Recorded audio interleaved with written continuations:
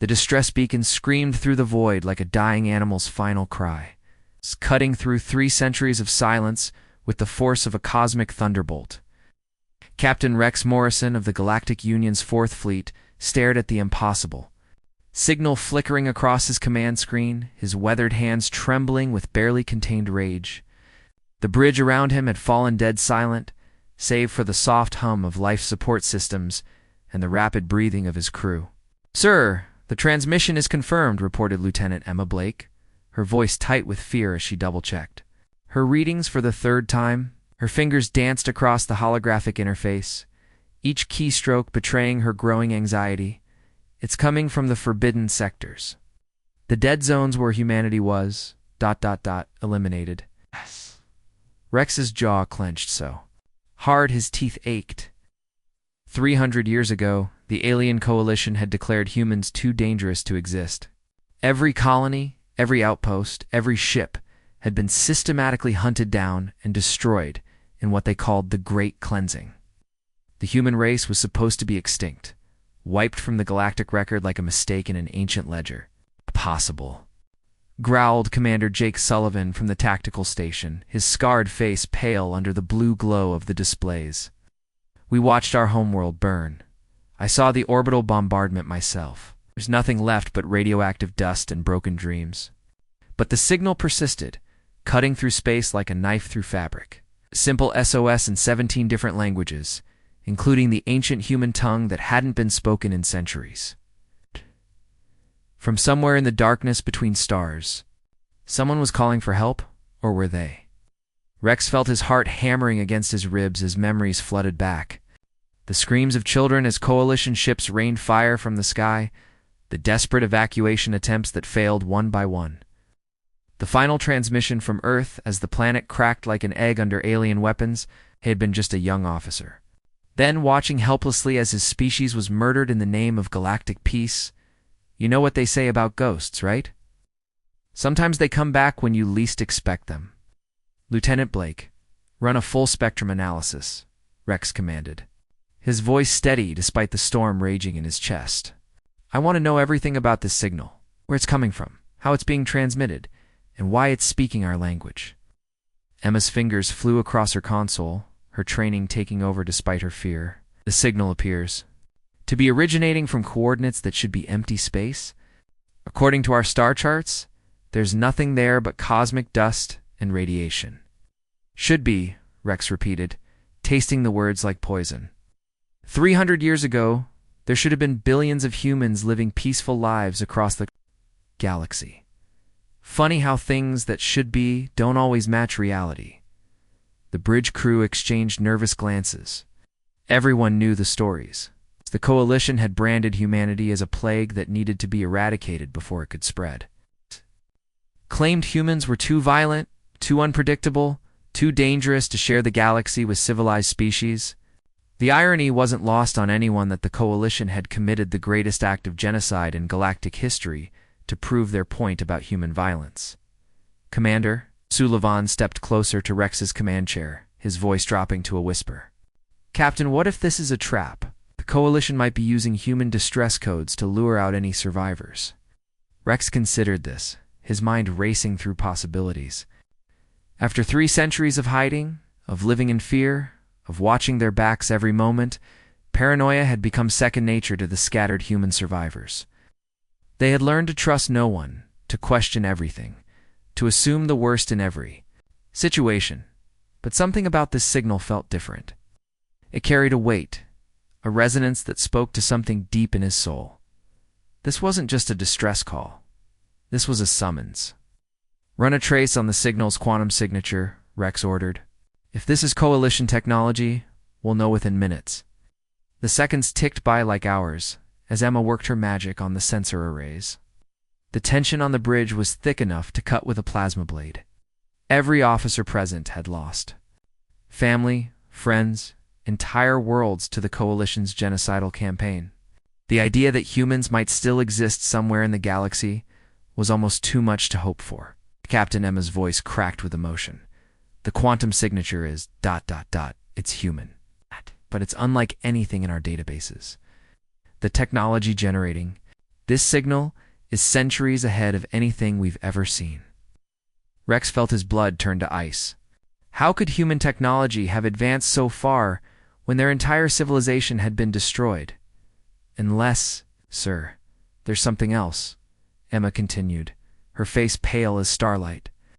The signal isn't just an SOS, it's a coded message. It's saying, "The sleepers are awakening. The time has come." The bridge fell silent, except for the steady beep of the distress beacon.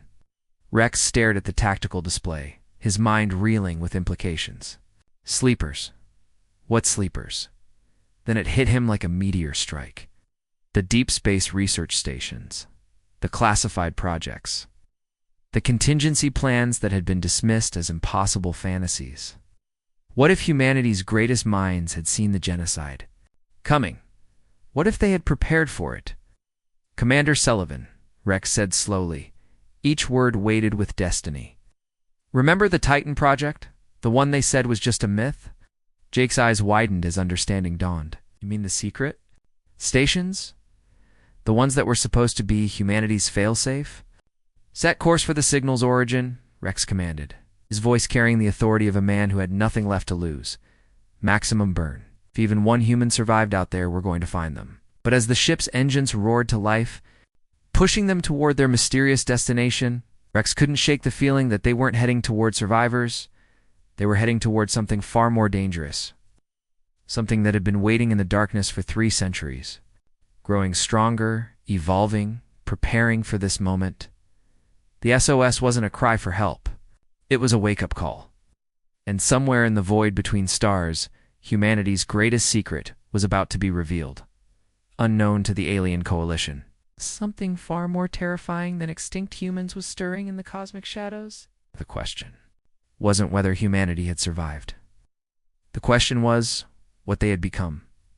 Want to discover how small actions can compound into universe-changing results? Just like how humanity's hidden preparations grew into something unimaginable over 3 centuries. The power of compounding can transform your life in ways you never thought possible.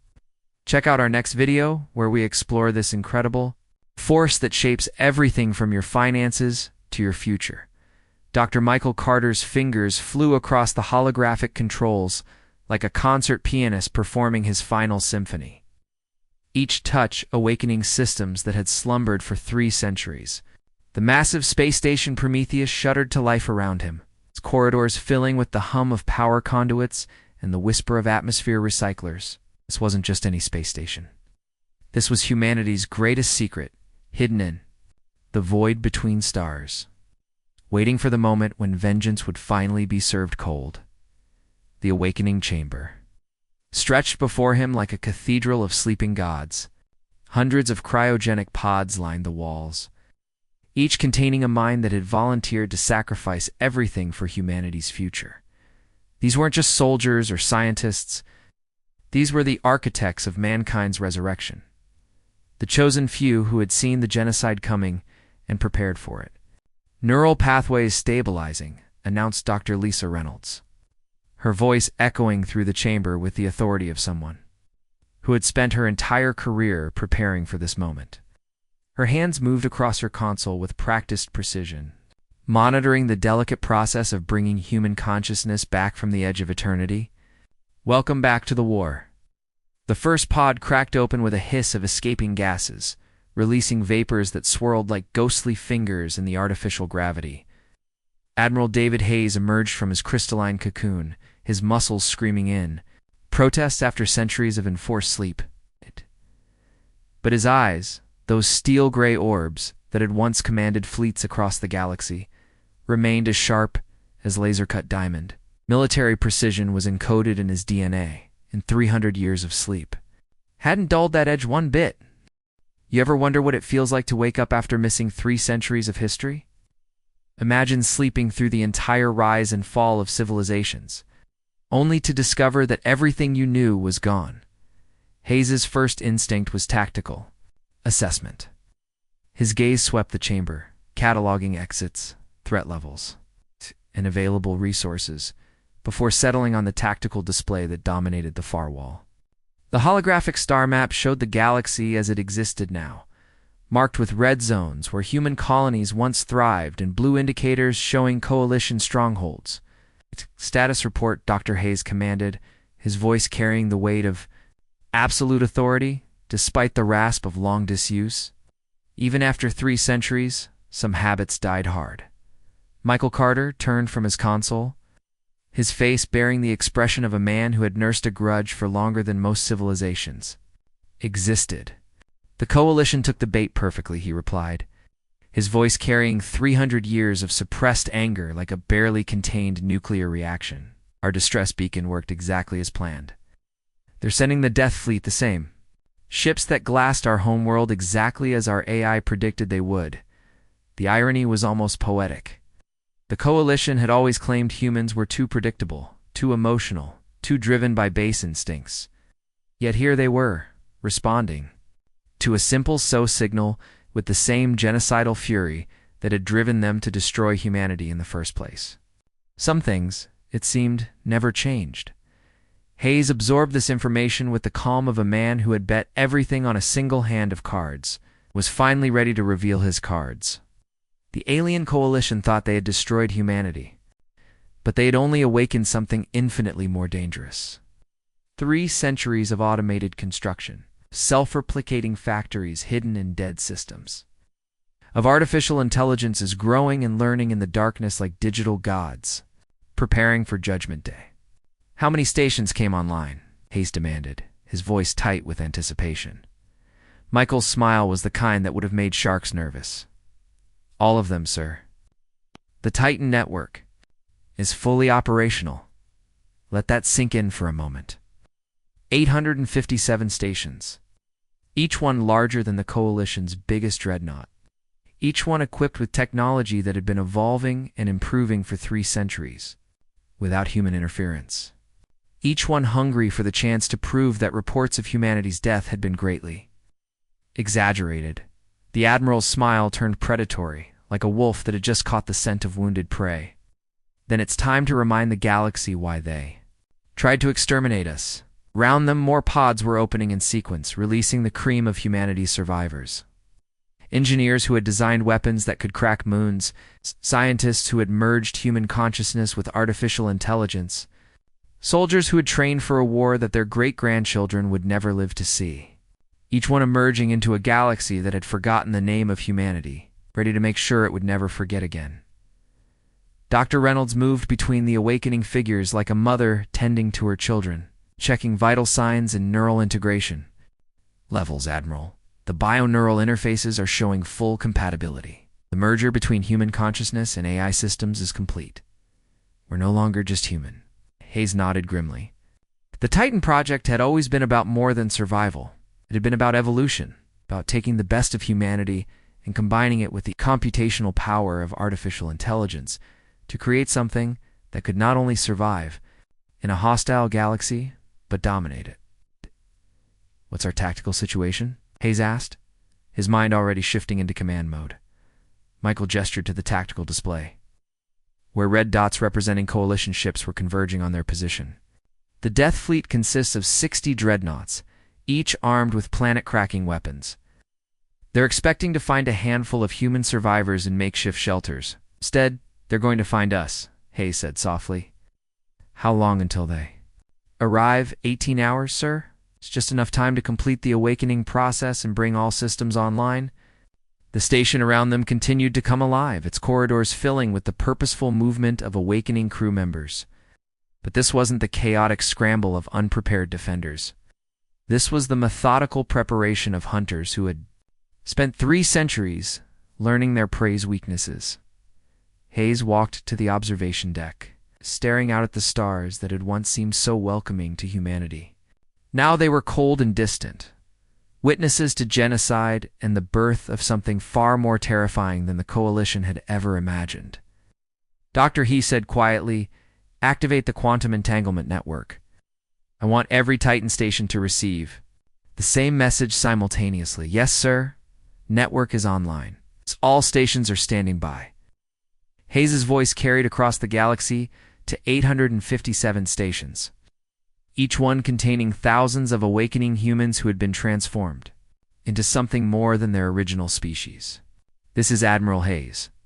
After 3 centuries of sleep, we return to a galaxy that thought us extinct. They were wrong. We are not the humans they destroyed. We are their judgment. We are their reckoning. We are the Titans. And today, we reclaim our birthright.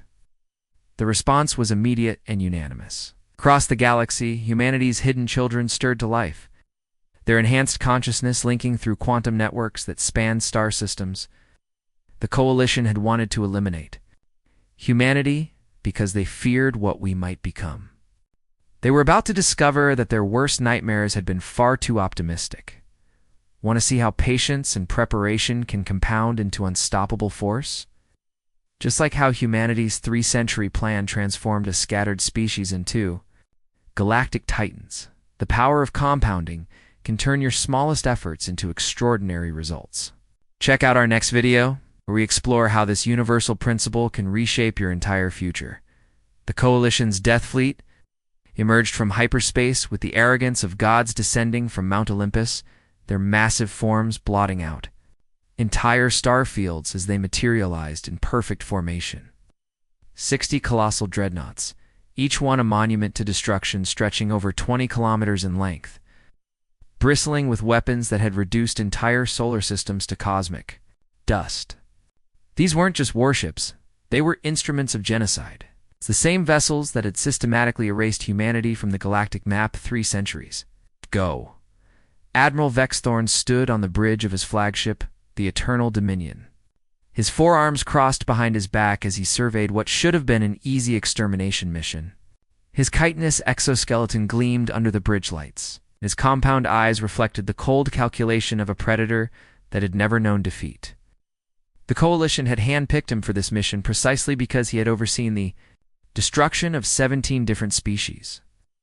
To him, wiping out a few human survivors was just another Tuesday at the office. "Sensors detect the transmission source," reported his tactical officer, a crystalline being whose voice chimed like breaking glass. "One small station, minimal life signs. Its estimated completion time, 37 minutes. Svex's mandibles clicked. With satisfaction, after 3 centuries of absolute galactic dominance, the Coalition had grown comfortable with their role as the universe's supreme arbiters of life and death. They had convinced themselves that their genocide of humanity had been a necessary evil, a surgical removal of a cancerous species that threatened galactic peace. The irony that they had become the very monsters they claimed to be fighting was lost on them entirely. "Begin the approach," Vex commanded, his voice carrying the casual authority of someone ordering coffee. "Standard extermination protocol. Leave no survivors, no evidence, no trace that humans ever existed in this sector." But as his fleet moved forward through the void, space itself seemed to betray them. Stars flickered like dying candles, and the very fabric of reality began to shimmer and warp. What had appeared as empty void, containing nothing but cosmic radiation and the faint echo of a distress signal, suddenly revealed something that made Vex's blood freeze in his veins. Colossal structures materialized around them, not built through conventional construction, but grown like living organisms. Their surfaces pulsed with organic technology that seemed to breathe, to think, to hunger. The Titan stations uncloaked in perfect synchronization, surrounding the Coalition fleet in a sphere of impossible geometry and incomprehensible power. Ever seen a magic trick where someone makes an elephant disappear? Now imagine that trick in reverse, except instead of an elephant, it's 857 structures, each the size of a small moon, and they're all pointing weapons at you. "What in the name of the void? ... Vex whispered, his alien features contorting with terror as his sensors tried to process what they were seeing. The readings made no sense. These stations weren't just large, they were massive beyond anything in Coalition databases. Each one dwarfed his dreadnoughts, like whales surrounding minnows. His tactical officer's voice cracked with panic. "Sir, I'm reading impossible energy signatures. These structures are generating power levels that exceed theoretical maximums. Our weapon systems are showing no viable targets. The stations appear to be shielded by some form of reality distortion field." The human voice that answered came from everywhere at once, transmitted on all frequencies with the fury of the damned echoing through the quantum foam of space itself. "Hello, murderers. We've been waiting for you." Admiral Hayes's battle-scarred face appeared on every screen throughout the Coalition fleet simultaneously, his image flickering with otherworldly energy that made the very air around the displays crackle with static.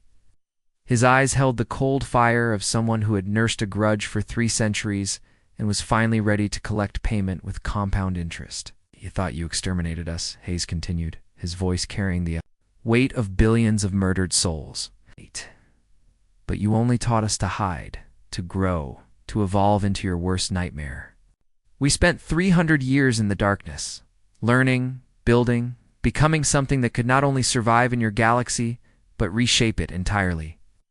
The Titan stations began to move with fluid grace that defied physics, their surfaces rippling, like liquid metal and living flesh fused into something that transcended both organic and artificial limitations. They weren't just weapons, they were ecosystems. Entire civilizations compressed into mobile fortress cities that had been growing and evolving in the void, while the Coalition celebrated humanity's extinction. Vex felt his command chair's armrests crack under the pressure of his grip. "All ships, emergency retreat protocol, full reverse thrust, get us out of here now." But space itself had become a prison. The Titan stations had deployed some kind of dimensional anchor that locked the Coalition. Fleet in place like insects trapped in amber, the laws of physics seemed to bend around the human constructs, creating pockets of altered reality where conventional weapons and propulsion systems simply refused to function. "Sir, our engines are offline," reported the engineering officer, his voice rising to a panic-stricken screech. "All ship systems are experiencing cascading failures. It's like they're being rewritten at the quantum level." Hayes's image smiled with the satisfaction of a chess master revealing checkmate. "You see, Admiral Thornies, we know who you are when you systematically murder an entire species. You create something far more dangerous than martyrs. You create evolution under pressure. You create adaptation through necessity. You create us." The closest Titan station began to unfold like a metallic flower, revealing weapon systems that pulsed with energy patterns that shouldn't exist, according to Coalition science. Streams of coherent light began to dance between the stations, creating a web of interconnected power that made the space between them shimmer like heat waves rising from sun-baked pavement. "Impossible," Vex breathed, watching his instruments fail one by one. "Our intelligence report said humanity was extinct. Dead. Gone. We confirmed it ourselves." "Your intelligence was correct," Hayes replied, his voice now carrying harmonics that suggested he was speaking through some form of enhanced consciousness.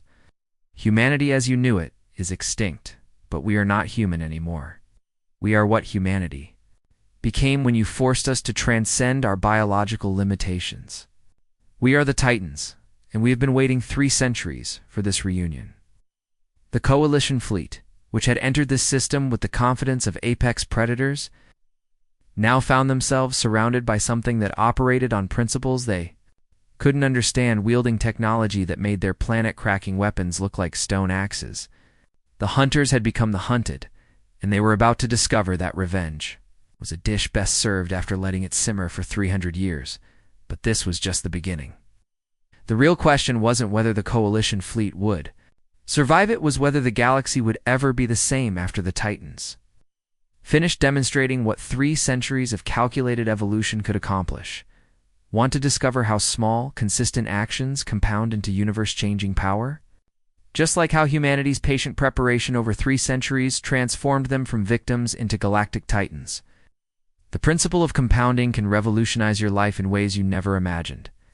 Check out our next video where we explore this incredible force that builds empires from single decisions, as the first Coalition dreadnought exploded in a cascade of blue fire that painted the void like a dying star. Admiral Vex Thorn realized with crystal clarity that they had made a fatal error of cosmic proportions, the massive warship which had been humanity's destroyer 3 centuries ago crumpled like tissue paper under weapons that seemed to rewrite the laws of physics with each pulse. This wasn't just superior firepower, this was something that operated on principles that shouldn't exist in any sane universe. These weren't just human survivors, clinging to life in forgotten corners of space. They were something entirely new, something that had transcended their original species limitations and emerged as beings that existed beyond the boundaries of conventional reality. The explosion's shockwave rippled through space-time itself, creating distortions that made nearby stars flicker like candles in a hurricane. "Sir, the weapon that destroyed the Nemesis didn't just vaporize the ship," the science officer reported, his voice cracking with terror. "It actually converted the matter into pure energy and fed it back into their power grid. They're using our own ships as fuel for their weapon systems." Vex felt his four hearts hammering against his ribs as he watched the impossible unfold before him. The Titan stations moved with organic fluidity that defied everything the Coalition knew about space combat, their weapon systems adapting in real time to every defensive measure his fleet employed.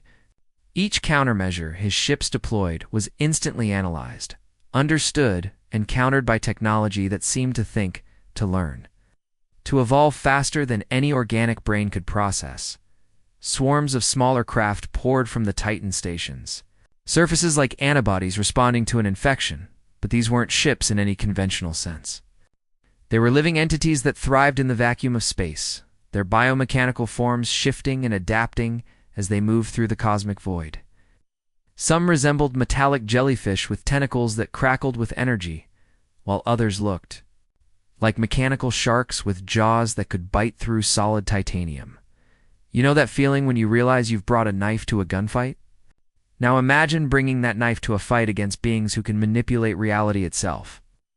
That's what the Coalition was experiencing right now. "Retreat.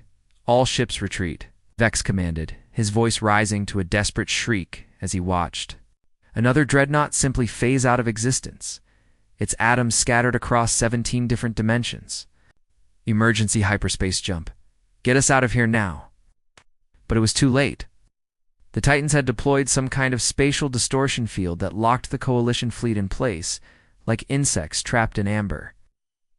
The very fabric of space-time had become a prison, with the laws of physics bending to serve humanity's evolved descendants. Every attempt to activate hyperspace drives resulted in navigation systems showing impossible readings coordinates that led to the same location, no matter which direction they chose. "Dr. Michael." Carter watched the battle unfold from the command center of Prometheus Station, his enhanced neural interface allowing him to experience the conflict through the collective consciousness of 857 stations simultaneously. His human brain merged with artificial intelligence systems that had been evolving for 3 centuries, processed tactical data at speeds that would have liquefied an unenhanced mind. "The transformation is complete," he reported with savage satisfaction that echoed through quantum networks spanning the galaxy. The symbiosis between human consciousness and artificial intelligence has produced something neither species could have achieved alone. We are no longer bound by the limitations of flesh or the constraints of code. Through the quantum link that connected every Titan station, Carter felt the presence of millions of human minds, each one merged with vast artificial intelligences, to create a collective consciousness that spanned star systems. They had become the Titans' beings of pure thought, given physical form through technology that bordered on magic, creatures that existed simultaneously in the digital realm and /tinchout. Physical reality. The Coalition had always feared humanity's potential for growth and adaptation. They had been right to be afraid, but they had underestimated the scope of what that evolution might produce. These weren't just enhanced humans or advanced AI systems. They were something entirely new, a synthesis of organic creativity and digital precision that had spent 3 centuries perfecting itself in the darkness between stars. "Admiral Hayes," Carter continued, his voice carrying harmonics that suggested he was speaking through multiple dimensional layers simultaneously. "The enemy fleet's molecular cohesion is destabilizing. Our ships are literally coming apart at the quantum level." Hayes' consciousness touched Carter's through the neural network. sharing not just words, but emotions, memories, and tactical assessments at the speed of thought. Good. Let them experience the same terror they brought to our worlds. Let them understand what it feels like to face extinction. The battle, if it could even be called that, was reaching its climax. Coalition ships that had once been instruments of genocide were now being systematically dismantled by weapons that operated on principles their creators couldn't comprehend. Some vessels simply vanished, their atoms dispersed across parallel dimensions. Others were converted into raw energy that fed the Titan station's power cores. A few were preserved intact, their crews kept alive to serve as witnesses to the Coalition's complete defeat. Admiral Vex Thorn watched his flagship systems fail one by one, his bridge crew reduced to gibbering terror as reality itself seemed to reject their presence. The Coalition's most feared fleet, the same armada that had reduced Earth to radioactive ash, was being eliminated by beings that treated the laws of physics as mere suggestions. "Sir, incoming transmission from all Titan stations," his communications officer reported, his voice barely a whisper. "They're broadcasting on all frequencies simultaneously." Hayes's image appeared on every screen throughout the Coalition fleet. But this wasn't just a hologram. It was a projection of consciousness that made the very air around the displays shimmer with otherworldly energy. His eyes held depths that spoke of minds merged with digital infinities, of human souls that had transcended their biological origins to become something far greater. "The Coalition's fleet is neutralized," Hayes reported, his voice carrying the weight of 3 centuries of suppressed fury finally given form. But they were just the vanguard. The real war is just beginning. The last Coalition dreadnought dissolved into streams of light that flowed toward the nearest Titan station like rivers of liquid starfire. The once mighty Death Fleet had been reduced to raw materials, their atoms recycled into the very weapons that had destroyed them. The hunters had become the hunted, and the hunted had become gods. But as the Titan stations began to move deeper into Coalition space, their surfaces rippling with anticipation, one question remained. What would happen when these evolved beings of pure thought and unlimited power encountered the rest of the galaxy that had celebrated humanity's extinction? Want to see how small, consistent improvements compound into unstoppable transformation? Just like how humanity's 3-century evolution turned them from victims into cosmic titans? The power of compounding can revolutionize every aspect of your life. Check out our next video where we explore how this universal principle can transform your future beyond recognition. The news of the death. Fleet's complete annihilation sent shockwaves of terror through the Galactic Coalition like a nuclear bomb, detonating in their collective consciousness. Within hours, emergency broadcasts flooded every communication channel across civilized space, carrying footage of the impossible destruction that had turned their most feared armada into cosmic dust and scattered atoms. The same fleet that had systematically murdered billions of humans had been eliminated in less than 18 minutes by beings that shouldn't exist in the capital city of Nexus Prime, a gleaming metropolis that stretched across 3 continents. Of the Coalition's homeworld, the High Council convened an emergency session for the first time in over a century. The massive chamber, built to accommodate hundreds of different alien species, buzzed with panic as representatives from across the galaxy gathered to confront their worst nightmare made manifest. "Impossible," the Supreme Overlord intoned, his voice trembling despite his attempts to maintain the dignity of his office. Standing 12 feet tall with skin like molten silver and eyes that glowed with inner fire, he had ruled the Coalition for over 4 centuries. We witnessed their extinction with our own eyes. Their world still burned with radioactive fire. We made certain of it. The assembled council members, representing species that had built their entire civilization on the foundation of human extinction, struggled to process what they were seeing. 300 years of absolute galactic dominance had made them complacent, convinced that their genocide had been thorough and complete. They had celebrated the death of humanity as a victory for universal peace, never imagining that their actions had created something far more dangerous than the species they had destroyed. Ever notice how bullies always act surprised when their victims fight back? The Coalition was experiencing that revelation on a galactic scale. The shock was literally rewriting their understanding of reality, but the evidence was undeniable, terrifying in its scope. Across the galaxy, long-dormant installations were coming online in perfect synchronization, their quantum signatures matching human technology, but evolved beyond anything in Coalition databases. The Titan network had been secretly growing for 300 years, hidden in the spaces between stars, in the gravitational shadows of dead worlds, in the quantum foam of reality itself. Supreme Overlord, reported the intelligence director, crystalline being whose voice chimed like broken glass, were detecting over 800 active installations. Each one is generating power levels that exceed our theoretical maximums. They're not just weapons platforms, they're entire civilizations compressed into mobile fortress cities. The chamber fell silent except for the sound of terrified breathing from a dozen different species. The Coalition had built their empire on the belief that they were the most advanced civilizations in the galaxy. Now they were confronting technology that made their greatest achievements look like stone tools compared to quantum computers. Admiral Hayes materialized in the center of the chamber via hologram, his image crackling with otherworldly energy that made the air itself shimmer and bend. But this wasn't just a projection, it was a manifestation of consciousness that existed simultaneously across multiple dimensions, a being that had transcended the boundaries between thought and reality. "You made one critical error," Hayes said, his voice carrying the cold fury of someone who had nursed a grudge for 3 centuries and was finally ready to collect payment with compound interest. "You thought you were fighting humans? But we evolved. We became something infinitely more dangerous than your worst nightmares could imagine." The Titans had indeed changed beyond recognition.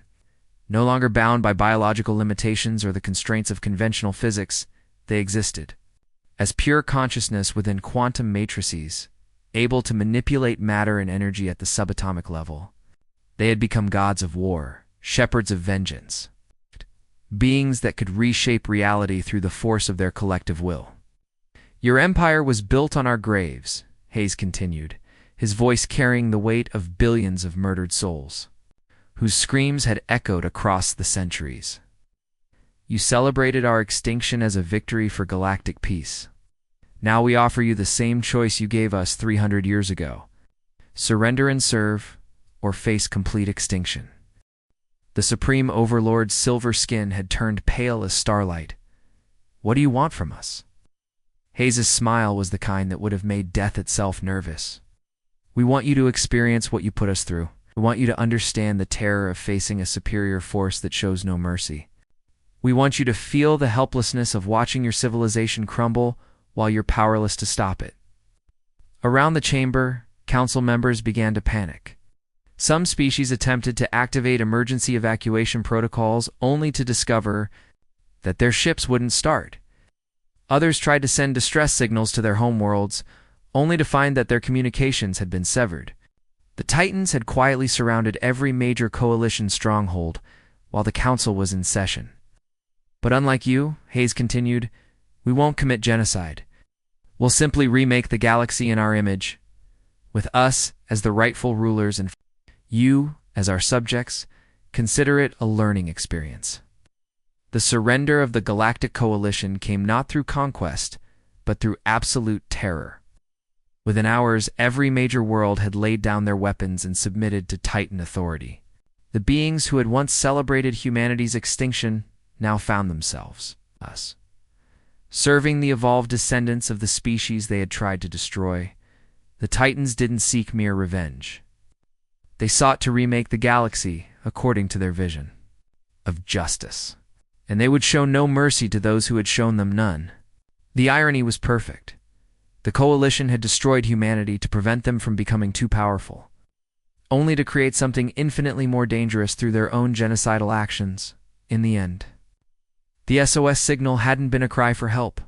It had been a declaration of war, a promise that humanity's children would rise from the ashes to claim their rightful place as masters of the stars. The galaxy had tried to eliminate the human threat and had instead created their own replacements. The Titans had awakened, and the galaxy would burn until only they remained to build something better from the ashes. The end wanted to discover how small Consistent actions compound into universe-changing power. Just like how humanity's patient preparation over 3 centuries transformed them from victims into galactic overlords, the principle of compounding can revolutionize your life in ways you never imagined. Check out our next video where we explore this incredible force that builds empires from single decisions.